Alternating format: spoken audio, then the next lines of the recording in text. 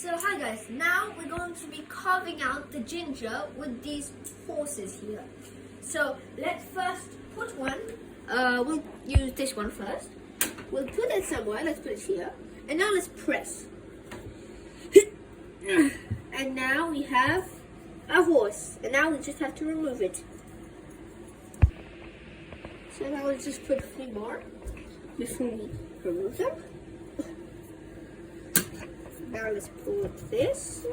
We have so much more space, so we want to use this space. Oh, so as you can see here, we started to remove this. So now let's continue removing.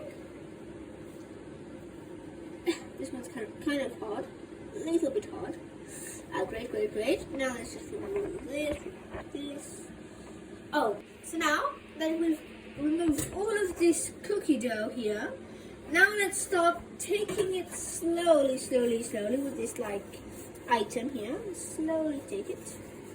Let's put it on a small plate thing.